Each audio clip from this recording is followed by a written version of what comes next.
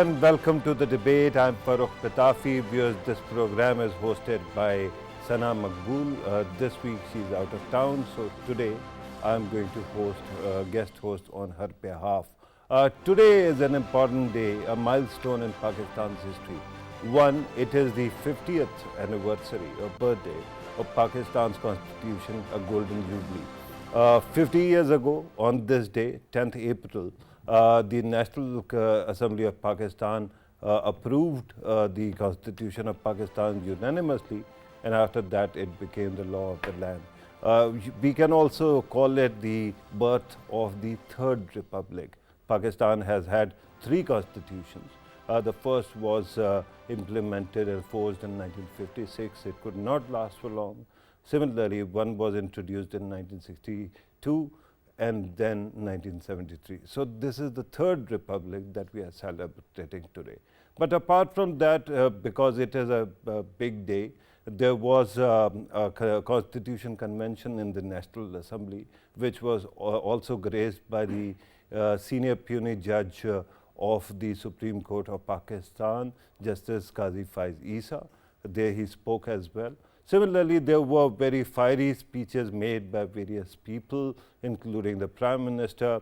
And but the speech that actually stole the show was Asif Ali Zardari's, and that was quite interesting because he kept on referring to various variations in Pakistan's history. While we celebrate the 50 years of Pakistan's constitution, we have to remember that these 50 years were not a smooth sail. Twice the constitution was held in abeyance, and then we also saw various variations that were added to the constitution. For example, one notorious clause that was introduced by a dictator and repeatedly kept on was used to send elected governments back home was 58(2)(b), which was eventually abolished by 18th Amendment. And now we are celebrating a day when the constitution is fully functional. But while Qazi Faiz Isa Sahab was actually talking about the constitution, he particularly mentioned the fundamental rights because they actually give the power to the people of Pakistan. And similarly, Article 37 is about social justice, even though Pakistan's constitution has seen three influences. One, by its secular framers, second influenced by socialist polity or political thought in the country, and third one Islamic. So naturally the Article 37 is also, while it is supposed to be about social justice in the society, it also includes mentions of mortality and prohibition of vices, not only social vices, but moral vices as well. We are going to talk about this. This is going to be the first segment. Remember, there is a context to this event as well. The tensions between the executive and the parliament and the judiciary seem to be all-time high. That's why Qazi Faiz Isa's presence here was also very important. And while this was going on, we know that on the other side, complaints were being filed against the 4 senior judges of the Supreme Court, not all senior, but 4 judges who have been involved in the recent verdicts which have become controversial. So that is also important. President of Pakistan actually sent back the procedures bill regarding Supreme Court, and that was also voted upon today, and both houses approved it again. We are going to talk about this, and the second segment is about some miscommunication that recently happened regarding a possibility of talks with TTP. The Interior Minister of Pakistan has clarified that the talks will only take place between Government of Pakistan and government or interim government of Afghanistan, which is led by TTA, particularly in the framework of Doha Agreement, where it was settled that Afghan land will not be used against Pakistan. So we will, in the end of the program, also try to focus on these matters as well. In order to help us understand these issues, in the studio I'm joined by Rana Maqbool Ahmad Saab, who is the Senator, Pakistan Muslim League, Nawaz, and also parliamentary head of parliamentary committee on appointment of justices to the senior judiciary. Thank you very much, sir, for being part of the program. Also joining us in the studio is Hafiz Ahsaan Ahmed Khokhar, who is Advocate Supreme Court of Pakistan, a regular fixture on our shows. Thank you very much, sir, for being part of the program as well. Sir? What? Honor. Thank you. The third guest is going to join us shortly on telephone. The moment he does, I'm going to introduce him as well. Let me start with Rana Maqbool Ahmad Saab. Rana Saab, today marks a milestone in this country's history, and it is important. But do you think that all parts of Constitution are being implemented today? And do you think that the social justice clause and the fundamental rights clauses are also operational in this country? Thank you, Pitafi Saab. It's a great privilege and honor for me to participate in this program, which is being conducted by enlightened individuals like you, and also sitting by the side of yours, Hafiz Saab, who is a distinguished law laureate. So it's a great process of learning for me. This constitution has not been properly implemented right from day one. So, you might remember the day this constitution was founded, it was a great good news for the nation, because it was a situation of diversity, unity and diversity. You might remember, as you have indicated, there were politicians from all segments of society. There were religious parties and the leftist parties and the rightist parties, but after a lot of divergence of views, they finally reached the consensus, and this total sacred mission was led by Zulfikar Ali Bhutto, accompanied by Maulana Mufti Mahmood of JUI and Professor Ghafoor of Jamaat Islami, Wali Khan of ANP, and Bazinjo of Balochistan, great leaders, and lot many other scholarly MNAs like Maulana Nurani from Karachi. They all participated and contributed. And finally the constitution was created. But you can also remember the miracle of this constitution. Once Zulfikar Ali Bhutto, the Prime Minister, was going for Simla conference with Indira Gandhi, all these leaders, they were present in the airport of Lahore to see him off. So that was the level of unanimity and understanding of the leaders with different and divergent backgrounds. But somehow or other that couldn't continue, and there were certain differences later on. All the same, the basic setback which this constitution suffered, it suffered at the hands of the superior judiciary. You might remember every time they were given a latitude and rather license by the judiciary, the people who violated the constitution, they imposed martial laws, and they obtained legitimacy from the judiciary of that time. Right. Like Anwarul Haq gave legitimacy to Ziaul Haq, and identically Ershad Hasan Khan gave legitimacy to Musharraf. Yeah. Not only gave legitimacy, he gave him the power to single-handedly amend the constitution for full 3 years. Identically, directly or indirectly, with intervention of the powerful people and the intelligence agencies. There were the honorable people like Saqib Nassar, who have been giving decision and verdicts on their advice and on their direction. So basically the constitution was not implemented, and our acts were not concomitant with the spirit of the constitution. Now of late, which has become an apple of discord, like 63A, the interpretation of 63A. Most of the jurists and lawyers like Hafiz, they say it's rewriting the Constitution. It has not been truly interpreted. It's therefore there is a schmozzle, lot of commotion is continuing, and this is still on. And now once this issue of election has erupted in suo moto, and you might remember 4 judges, one is very senior, Mansoor Ali Khan, and other 3, they have given a verdict that under these circumstances, once a case is pending in the High Court Lahore, the Supreme Court is not. With your permission, we are going to go into nitty-gritty of that debate also, but let me also bring in Hafiz Saab, and before that, let me also welcome our third guest, Amanullah Kanrani Saab, who is former President, Supreme Court Bar Association, who joins us on telephone. Thank you very much, sir, for joining us. Hafiz Saab, to you, sir, let me ask you, there were many attempts to, abrogate Constitution, to hold it in abeyance, but 73 Constitution somehow came back repeatedly. What is the magic, element in the Constitution that it is 73's Constitution, not something new, which is reintroduced?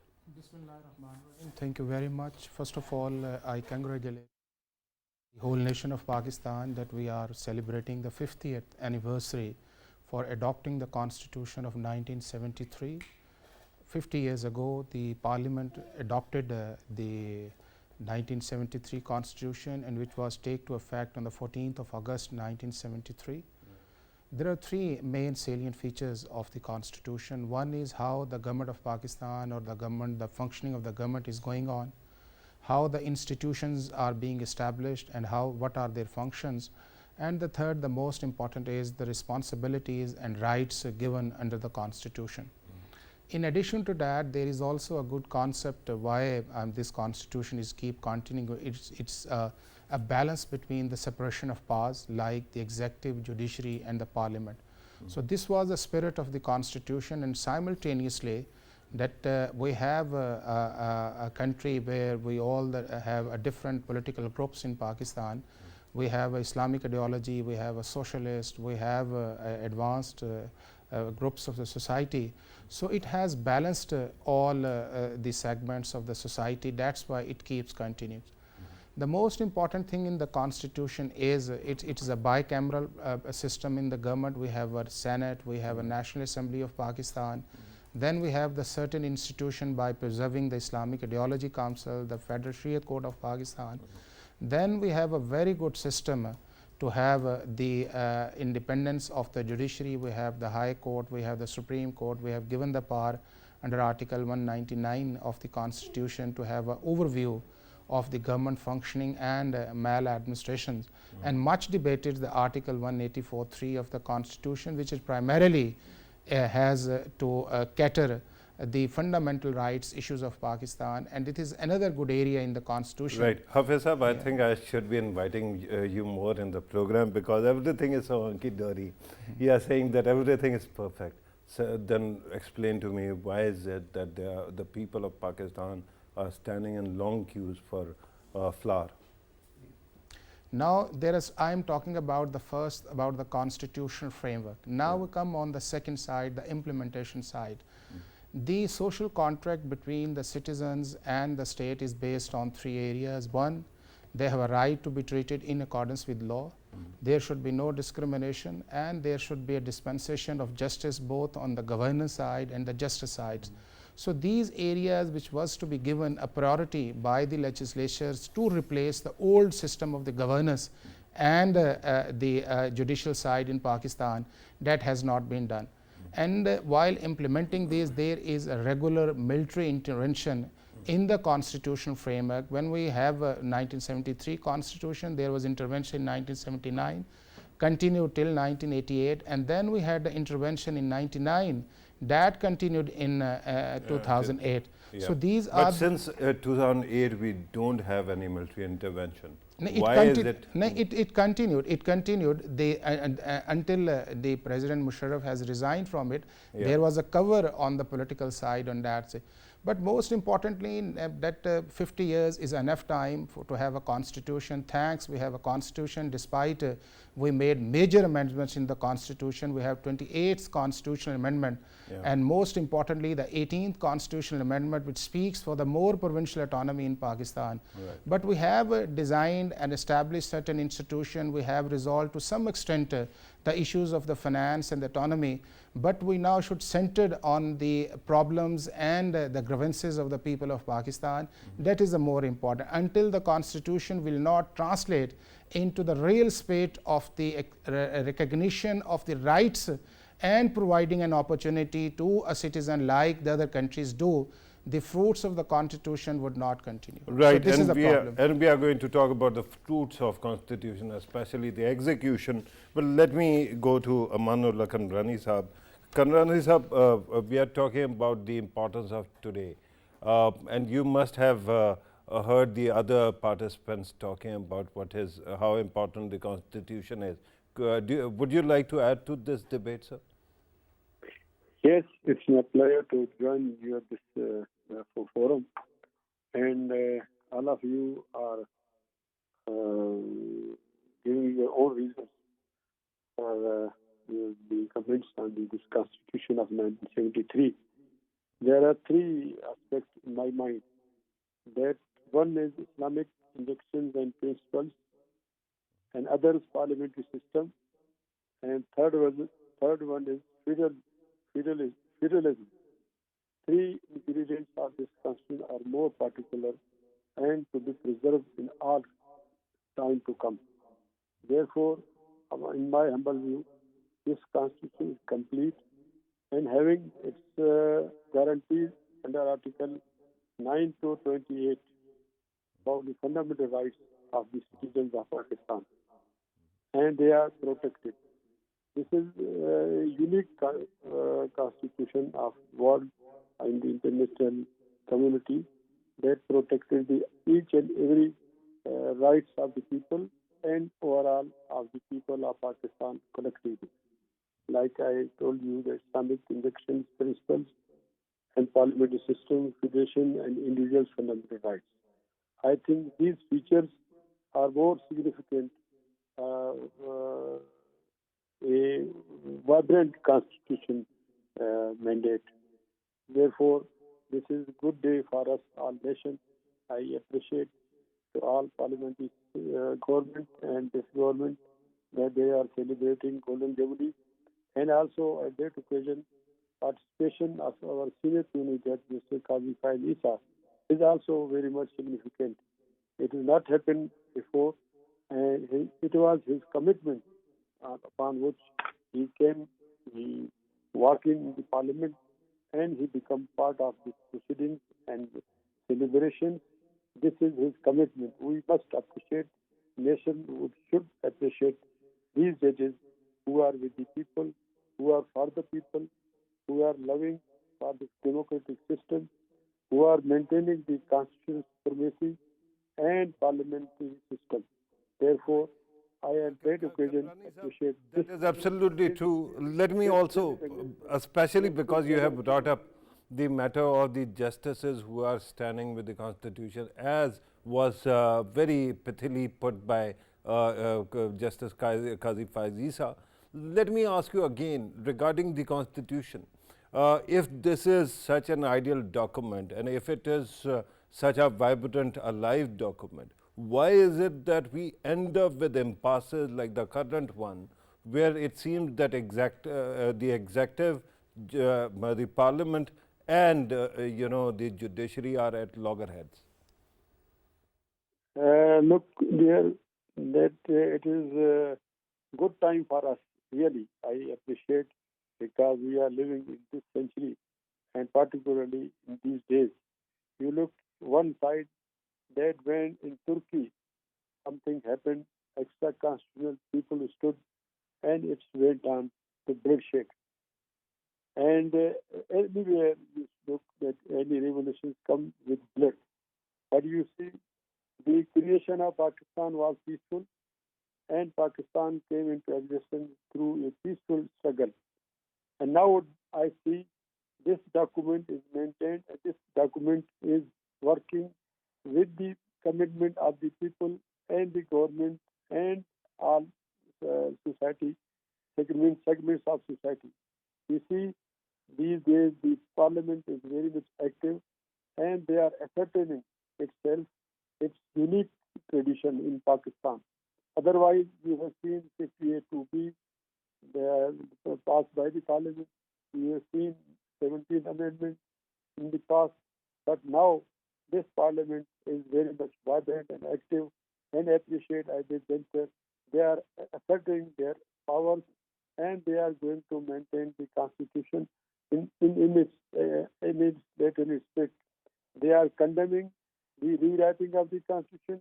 They are condemning the 17th Amendment, and they put in place the 18th amendments in the constitution, which is a very comprehensive document, and given the powers to the provinces, and the national case is divided in a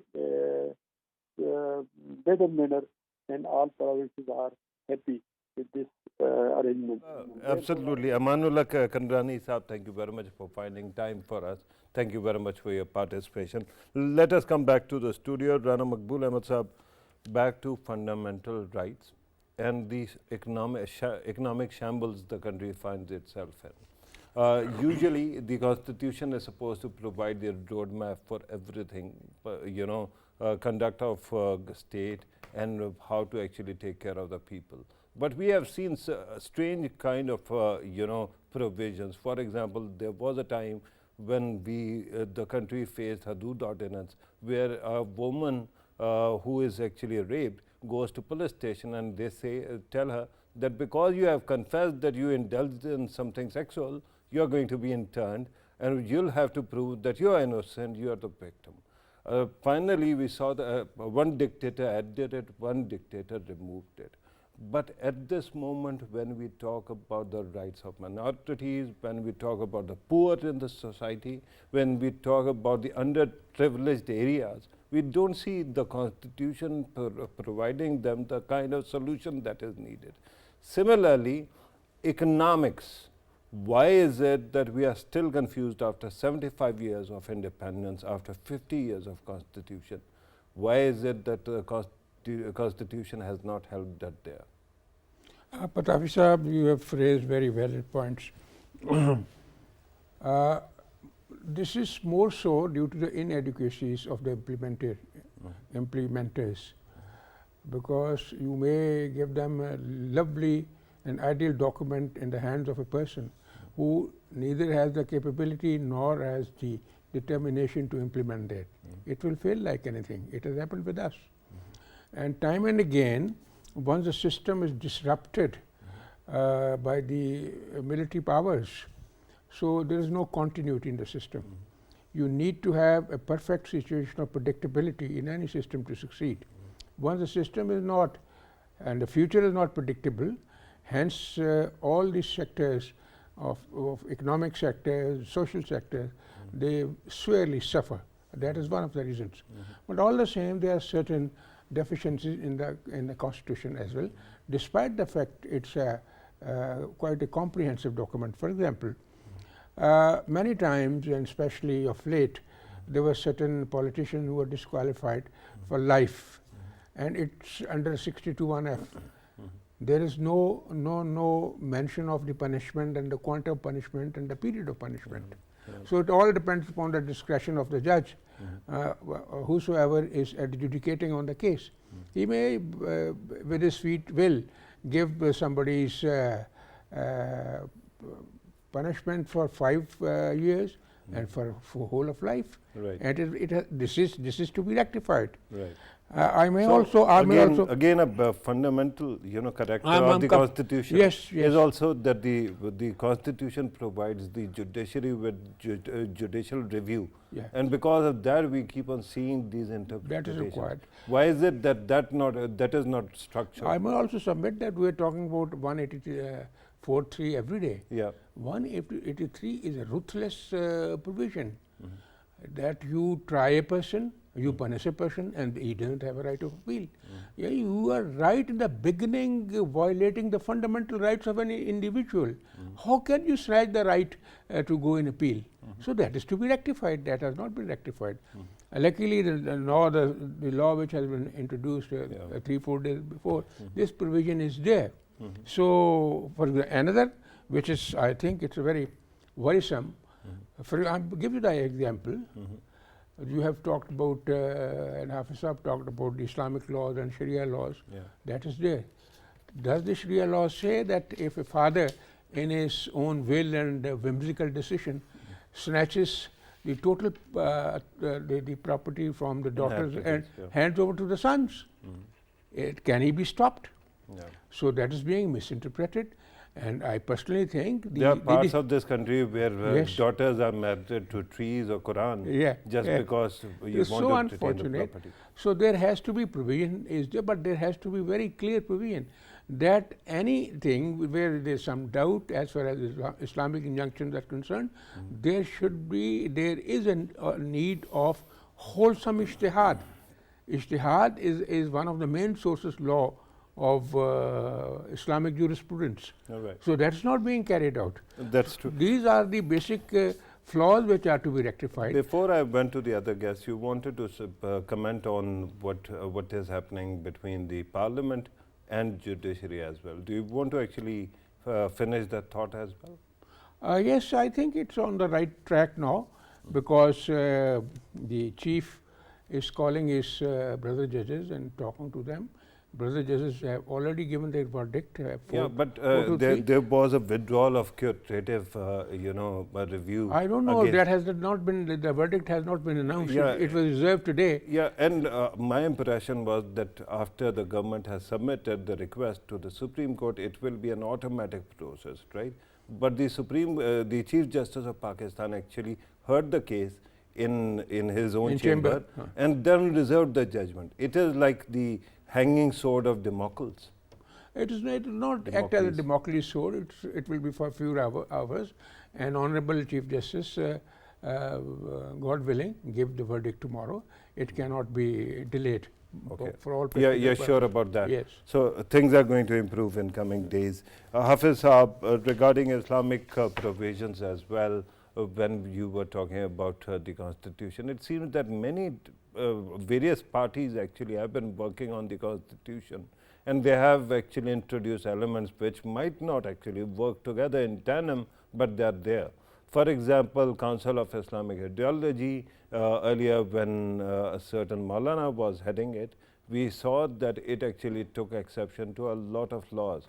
But the Constitution does not actually give it powers to supersede the Parliament's proceedings. But we have seen similar kind of activities that have gone on. Is there a possibility that we take this debate to a logical conclusion, as was being pointed out by Rana Sahab, that we need ijtihad or interpretation of faith as well, and then framing the laws in such a way that everything works in tandem, that they don't contradict each other? But Hafiz, Constitution is a document which has outlined the working and the will of the Parliament, and later on it is the responsibility of the legislature to design such laws and to make such laws to translate their will while making the Constitution. So the inherent defect in our Constitution is that there is no internal mechanism of monitoring the implementation of the Constitution. We have 280 articles in the Constitution, and we have certain schedules, and then we have 28th Amendment. Now there is two basic areas dealing with the public. One is the fundamental rights, in addition to the what is the role of the government or the judiciary, And the second is the principles of the policy, which is basically designed by the legislatures to have a social justice system in Pakistan, to have speedy justice, to have non-discrimination against minorities, to have equality in economic conditions, to build their status in society. So the fundamental problem in the constitution is that they are saying that fundamental rights are enforceable through courts and the court of law, but the principles of the policy are the obligations of the state. So the state is not bound. Why the legislatures or the parliamentarians at that time did not make it compulsory to have given a status equally the fundamental rights with the principles of policy.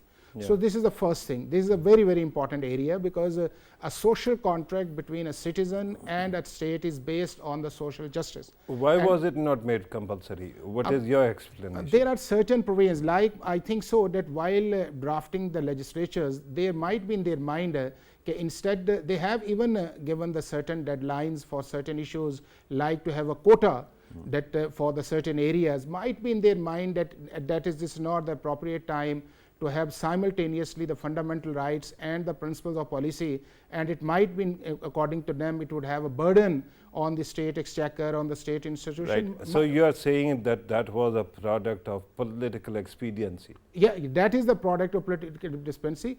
But in later on, why the parliamentarians, they have not realized their responsibilities, because the parliamentarians, they are responsible and they are supposed to have legislative laws for the peoples of the Pakistan.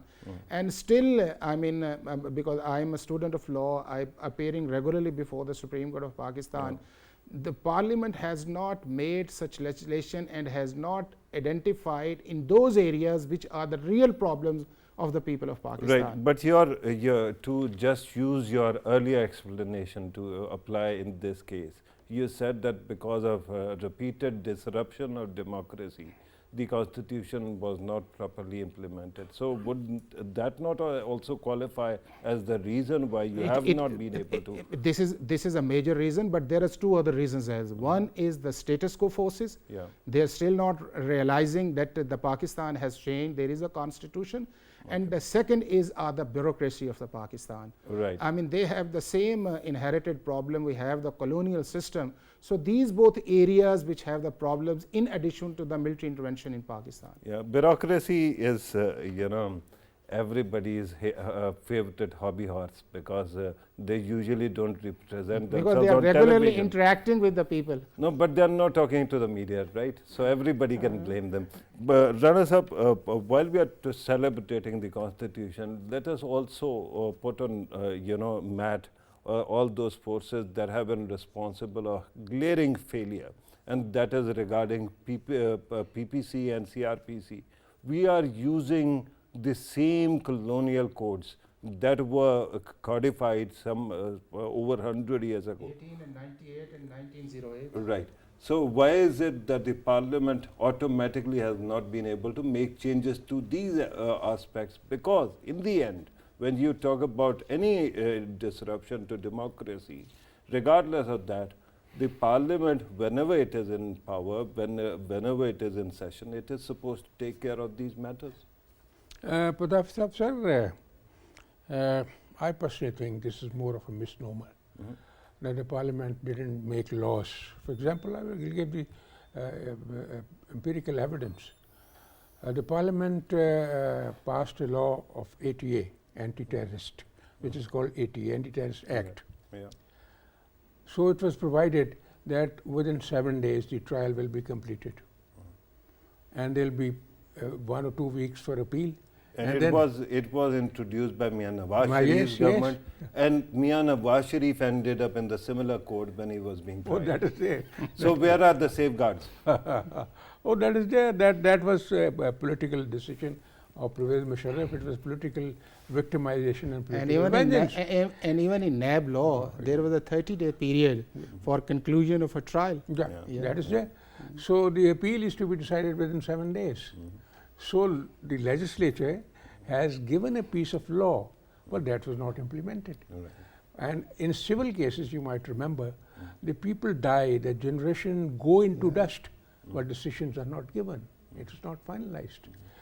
Another case I may mention it to you, because in certain families there is a problem, and if, for example, how pathetic it is that if a son dies and he has the children, grandfather owes the children, his property will not be inherited by those children.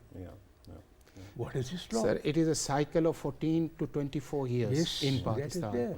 And on a criminal side, it's from 7 to 14 That years. is there. And we keep on talking about judiciary actually. Are we but protecting the fundamental rights No, of the not people? at all. the Not at all. pendency of cases, not only in the superior courts, but also in the subordinate judiciary, we have seen that they have been pending for quite some time. Decades and decades pass and they are not resolved. Well, Hafiz, there used to be a system. Once or twice we exercised this and practiced it. It was very, very successful. For example, when I was in Karachi, so Justice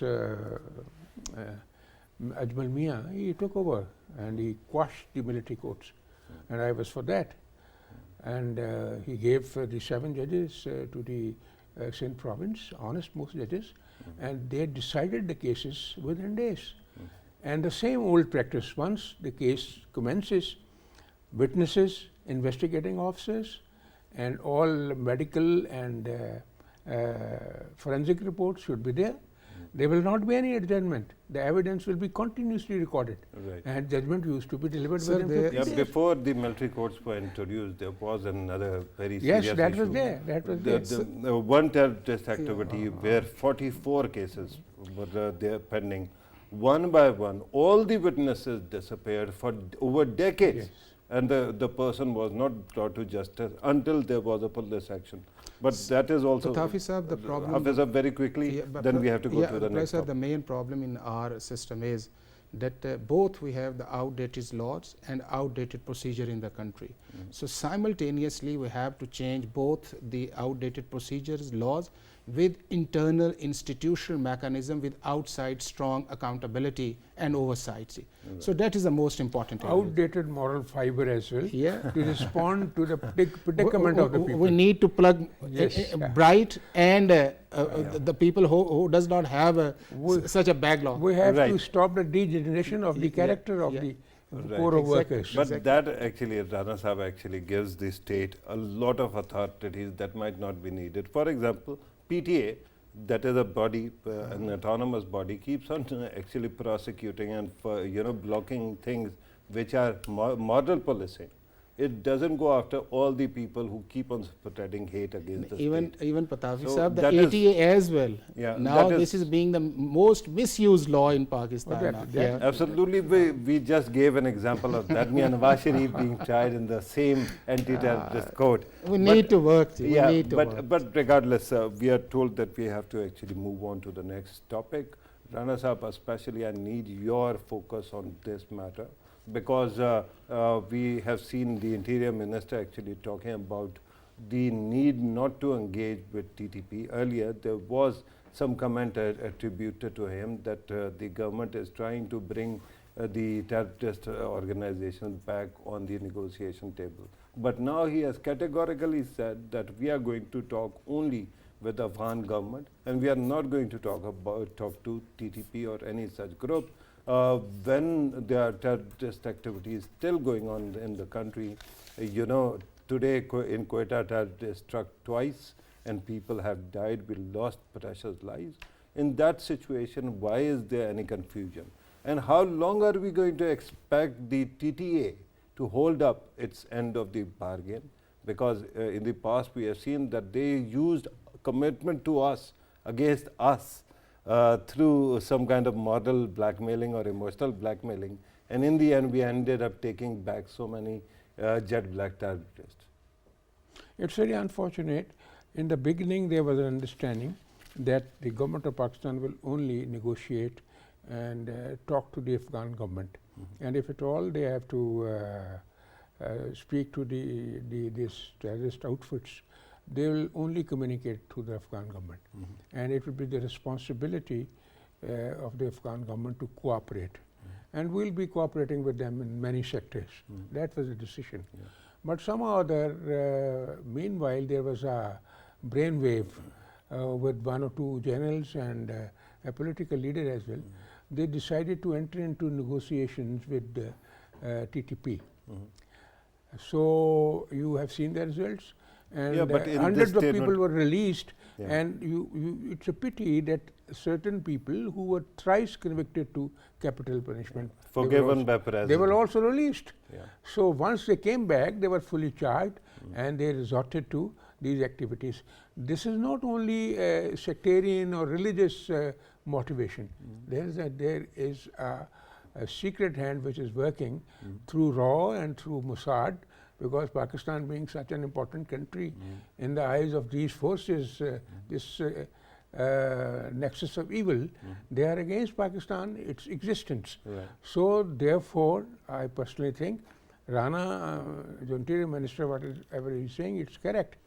The decision of the government is only get across to them through the Afghan government. Right. Regarding as far as the other outfit is concerned, proper, legitimate, legal, but effective and forceful action has to be taken. Regarding how these negotiations unfolded in the past, especially during Imran Khan Saab's time and especially General Bajwa's time, at that time also there was this concern that it is going to backfire. I had shouting matches in this show with various ex-officers who were actually supporting that idea. But my question is now, who is going to hold people responsible for this, accountable? Because, you know, it was not merely negotiations with the TTP, but our parliamentarians kept on going to Afghanistan and meeting these terrorists. That is not all. When these people were brought back, all the pickets in the ex-FATA area were removed, giving them a practical walkover. And they have been spreading around, even though people said that they were withdrawn or they were sent back, but they were there, they have been spreading, and now they attack police. So who's going to hold them? Pitafi sir, once this presentation was there before the Security Committee, there were certain members of Security Committee who were loud and clear in protesting against this decision and against this proposal. They were really strongly, rather violently protesting before the army chief and before the chief of the ISI. For God's sake, don't do this. It will ruin us. But somehow or other, they have been assuring those people, no, don't worry, we have indoctrinated into the minds of these terrorists, they'll be our friends and they'll be brought around. That was a wrong judgment. I don't know what was the reason for that. Right. Rana sir, very quickly, before I go to Hafiz for his conclusion as well, let me ask you, while I understand that the Cabinet Committee on on National Security, or National Security Committee as it is called, it is in camera, and we know that it has reasons. But why is it that the Parliament also agrees to the idea of closed door meetings? Whenever that happens, this message that there are people who are protesting such decisions does not get to us. And because of that opaqueness, strange kind of things happen. Then we keep on hearing that this person also objected, that person objected.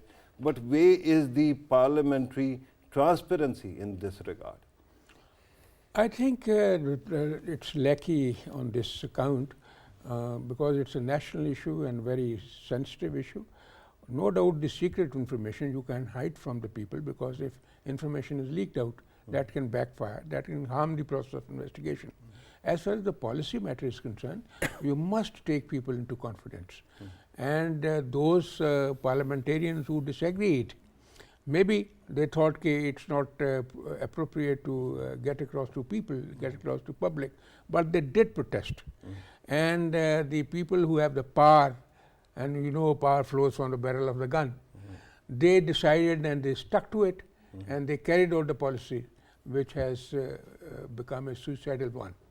And you are absolutely right that they should face some accountability and tell the people, why have they done this? There was also a briefing on Afghanistan before this, and that was also quite intriguing because there were fireworks that actually came out of it. Hafiz Sahab, you want to add to this discussion, sir? Pitafi sir, I would only add two things. The rule of law and to control the terrorist organization or the terrorists, we must have a consistent in policies. A good step was taken by the then Prime Minister Nawaz Sharif having a national action plan which identified so many areas to control both on the target areas and to have inside Pakistan on certain areas. But unfortunately, there was a lack of problem. No meeting was held continuously on these areas. And no, there were apex committees. Just we have meetings at the apex at the province level, and randomly there were meetings held. If there was some serious incidents took place, the meeting was held. But as far as the implementation of the policies, we established an organization, the NECTA, under the Ministry of Interior, and we don't have seen any progress or any further improvement on it. Now the second point is very, very important, because this issue is being divided at the federal level and the provincial level. Federal level is saying that we as a federal government will take the action, and but when you go on the implementation side, the law and order situation and the most important the departments, they are in the provinces. So there is another the lack of coordination at the national level and at the federal level. So we need to So there has to be coordination between departments and also various governments. So you very quickly you want to add about NECTA. There was a committee constituted by the government. I was made in charge of that committee to make recommendations. We had many sessions and discussed all the issues about NECTA. It was decided and recommended by the committee that NECTA should be converted into a full-fledged independent division. Independent division. Like the National Security Division. With all infrastructure. Under Interior Ministry? It has to be independent division. Of course, experts will be in charge. Like we have 42 divisions at the federal level after the 18th Amendment. The federal government ministry, yes. So that was decided. But once the people got across to the concern, because there is a problem of people are very possessive. Yes, that's the reason. Right. So and that has to be resolved because they don't want to give their place. Yes. Because that thing also results, Rana Sahab, in the death of innocent citizens. So we have to resolve these issues of jurisdiction. So not only citizens, our personnel are being massacred the day out and sir, it is a big hurdle in our investment in Pakistan. Right, absolutely, sir. I'm told that we have to conclude the program here. Rana Maqbool Ahmad sir, thank you very much, sir, for being part of the program. And Hafiz, Ahsaan, Ahmad, khokhar sir, thank you very much for your precious time as well. Amanullah Kanrani sir also joined us briefly during the show. Let me once again thank him through airwaves. Viewers, while we were talking about the importance of Constitution, one thing that the Constitution has to ensure at any rate is the life of the citizens of Pakistan. And because terrorism has been continuing in this country and people have been massacred, it is really criminal. I mean, you have seen us reporting from trenches also, and we have shown you the kind of sacrifices that were made by our armed forces, by our law enforcement, by our intelligence agencies. And what a nation would throw it all away just based on the whims of a very small group of people. It is important that we renew the resolve to fight terrorism, abolish it, and also to hold those who threw it away accountable for whatever happened. This was today's program. Thank you very much for watching. Take care.